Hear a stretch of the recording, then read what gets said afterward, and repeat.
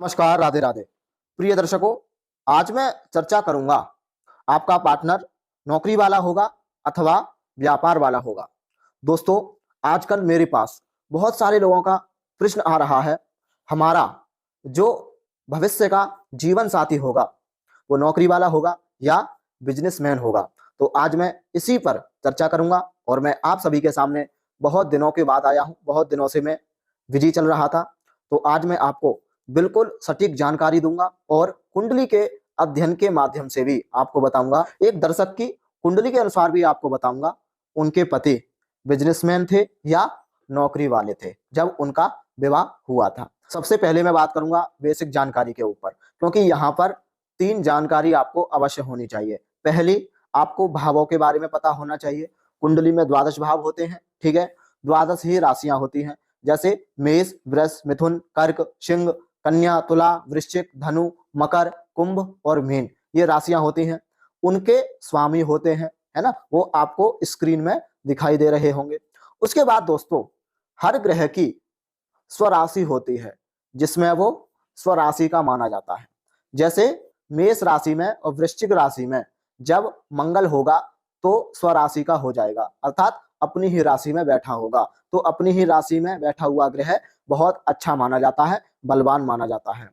और यदि शुक्र वृषभ राशि में बैठा हो या तुला राशि में बैठा हो तो भी यह स्वराशि का माना जाएगा। आपको पहले स्क्रीन में दिखाई दिया होगा कौन सी राशि का कौन सा स्वामी होता है, तो आपको इस बात का विशेष रूप से ध्यान रखना है। उसके बाद प्रत्येक ग्रह राशि के अनुसार उच्च का होता है। जैसे सूर्य मेष राशि में उच्च का होता है, वैसे ही शुक्र मीन राशि में उच्च का होता है, वैसे ही बृहस्पति कर्क राशि में उच्च का होता है। आपको स्क्रीन में दिखाई दे रहा होगा। दोस्तों, ये बेसिक जानकारी आपको अवश्य ही पता होना चाहिए। तो सबसे पहले ग्रह आता है हमारा सूर्य, है ना। सूर्य ग्रह हमारा सरकारी नौकरी दिलाता है और बहुत अच्छा मान प्रतिष्ठा पद भी दिलाता है। अब देखिए, ये बात जो है पत्नी के लिए भी है और पति के लिए भी है। यदि लड़का है तो उसकी पत्नी नौकरी वाली होगी अथवा नहीं होगी। यदि लड़की है उसका पति नौकरी वाला होगा या बिजनेसमैन होगा या वो कुछ करता ही नहीं होगा। जैसे बहुत सारे लोग जो होते हैं उनके पिता का ही व्यवसाय होता है, पूर्व जन्म से ही, जन्म नहीं होता उससे पहले भी उनके घर वाले व्यापार कर रहे होते हैं। तो इन सारी बातों के लिए सबसे पहले हमें अपनी जन्म कुंडली में सूर्य को देखना चाहिए। जब कुंडली में सूर्य फर्स्ट हाउस अर्थात लग्न में, फर्स्ट हाउस अर्थात लग्न में मेष राशि में बैठा हो तो उच्च का हो जाएगा, या सिंह राशि में बैठा हो तो स्वराशि का हो जाएगा। अब सूर्य फर्स्ट हाउस में बैठेगा, आपके लग्न में बैठेगा, तो यहाँ पर मेष राशि में उच्च का हो जाएगा और सिंह राशि में स्वराशि का हो जाएगा। सूर्य के साथ में कोई भी पाप ग्रह ना बैठा हो अथवा कोई पाप ग्रह देख ना रहा हो, ठीक है। शुभ ग्रह बैठे हो या शुभ ग्रह देख रहे हो, तो ऐसे में सूर्य की जो सप्तम दृष्टि जाएगी वो सप्तम भाव पर जाएगी, ठीक है, सप्तम भाव पर जाएगी। दूसरा, दशम भाव का कारक ग्रह माना जाता है सूर्य, ठीक है।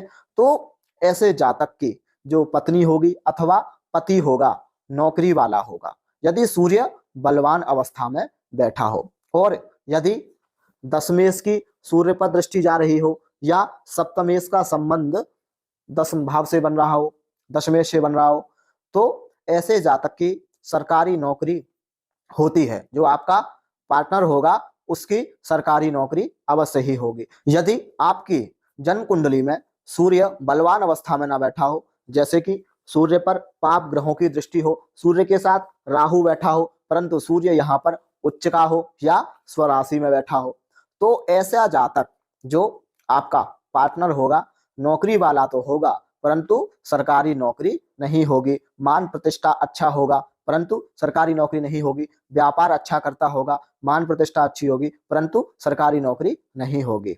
अब सूर्य केवल लग्न में बैठ करके सरकारी नौकरी का योग बनाएगा आपके पार्टनर का। आपका पार्टनर नौकरी वाला सरकारी वाला होगा या नहीं होगा, तो हमें सूर्य को देखिए, सूर्य अगर दसम भाव में भी बैठा होगा मेष राशि या सिंह राशि में, तब भी आपका पार्टनर सरकारी नौकरी वाला होगा। यदि सूर्य सप्तम भाव में बैठा होगा तब भी आपका पार्टनर सरकारी नौकरी वाला होगा। बलवान अवस्था में होना चाहिए, ठीक है। अब एक सूत्र और मैं आपको बता देता हूं जो सबसे कॉमन है। सप्तमेश यदि दशम भाव में गया हो, अब देखिए सप्तमेश मान लीजिए आपका शुक्र है, ठीक है, शुक्र जो है दशम भाव में बैठ गया, ठीक है, और दशम भाव में जो भी राशि हो, मान लीजिए दशम भाव में राशि है हमारी वृश्चिक, तो वृश्चिक राशि का स्वामी हो गया मंगल, ठीक है।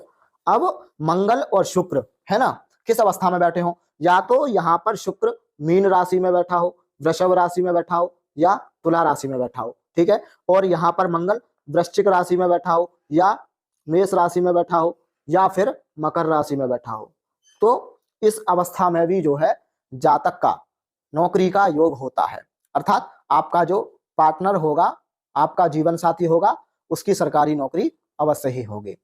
इस अवस्था में सरकारी नौकरी होगी। अगर ये अवस्था नहीं बन रही है, सप्तमेश और दशमेश का संबंध बन रहा है, तो कहीं ना कहीं जो है आपका पार्टनर प्राइवेट नौकरी वाला अवश्य ही होगा।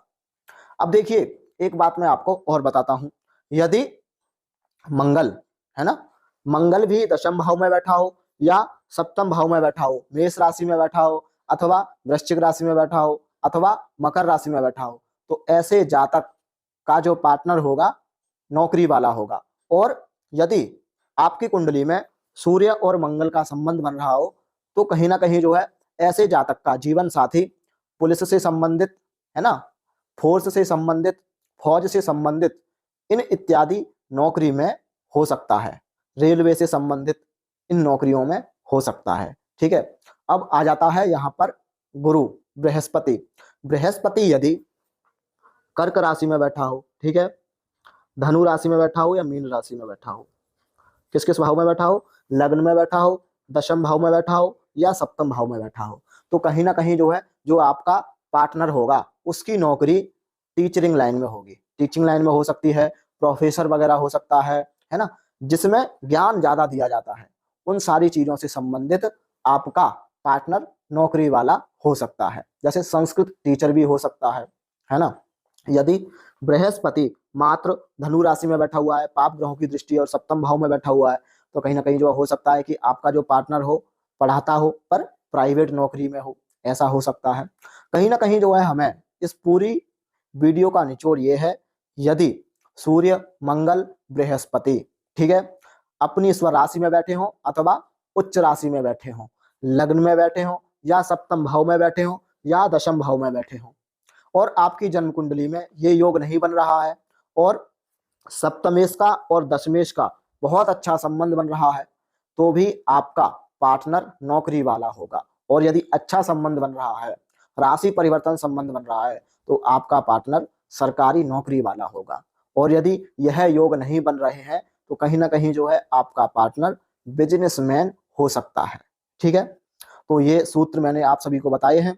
ये हमारा आपका पार्टनर नौकरी वाला होगा या बिजनेसमैन होगा, तो ये वीडियो हमारी पहली वीडियो बनी है, पार्ट 1 बना है। अभी हमने 3 ग्रहों के बारे में बताया है, मंगल, सूर्य और बृहस्पति। आगे की वीडियो में हम बताएंगे और ग्रह किस प्रकार की नौकरियां लगा सकते हैं। सारी बातें आपने समझ ली होंगी। अब मैं एक कुंडली के द्वारा आप सभी को समझाता हूं, इनका पति बिजनेसमैन वाला है या नौकरी वाला है, ग्रहों की क्या अवस्था इनकी कुंडली में बन रही है। तो मैं इनकी कुंडली आपको सबसे पहले मैं स्क्रीन में इनकी कुंडली आपको दिखाई देगी। सबसे पहले आप इनकी डेट ऑफ बर्थ नोट कर सकते हैं। इनकी डेट ऑफ बर्थ है 27 अक्टूबर 1980। टाइम है 4:45 PM, ठीक है, और स्थान आप डाल सकते हैं आगरा, ठीक है। अब देखिए इनकी जन्म कुंडली निकल के आती है, मीन लग्न इनकी निकल के आएगी। आपको स्क्रीन में भी इनकी कुंडली दिखाई दे रही होगी। अब देखिए सबसे पहले हम जाएंगे इनके सप्तम भाव पर। देखिए सप्तम भाव में गुरु बैठे हुए हैं मात्र 6 अंश के, शुक्र बैठे हुए हैं मात्र 2 अंश के, और शुक्र कन्या राशि में नीच के हो जाते हैं। दूसरा शनि बैठे हुए हैं 10 अंश के, और जो सप्तमेश है इनका वो है बुध, जो कि अष्टम भाव में सूर्य के साथ बैठे हुए हैं। सूर्य यहाँ पर नीच के बैठे हुए हैं। मैंने आपको क्या बताया था, यदि कुंडली में सूर्य मेष राशि में, सिंह राशि में बैठे होंगे, सप्तम भाव में बैठे हों, सप्तमेश के साथ बैठे हों, अथवा दशम भाव में बैठे हों, तो ऐसे जातक का जो पार्टनर होगा, जीवन साथी होगा, सरकारी नौकरी वाला होगा। यदि सूर्य नीच का हो जाता है तो ऐसे जातक का जो जीवन साथी होगा उसकी सरकारी नौकरी नहीं होगी। अब इनकी कुंडली में आप देखिए, जो सप्तमेश है वो है बुध, जो कि सूर्य नीच के साथ अष्टम में चला गया है, सप्तमेश की अवस्था खराब हो गई है। दशमेश है इनका बृहस्पति, जो कि शुक्र शत्रु ग्रह के साथ सप्तम स्थान में बैठा हुआ है, और बृहस्पति मात्र 6 अंश का है, अर्थात मृत अवस्था में बैठा हुआ है बृहस्पति, उसका भी कोई प्रभाव नहीं है। सप्तम स्थान में शुक्र नीच का हो गया है, जो कि लड़की की कुंडली में बृहस्पति और शुक्र दोनों की अच्छी अवस्था होगी तो कहीं ना कहीं जो है उसको पति बहुत अच्छा मिलता है।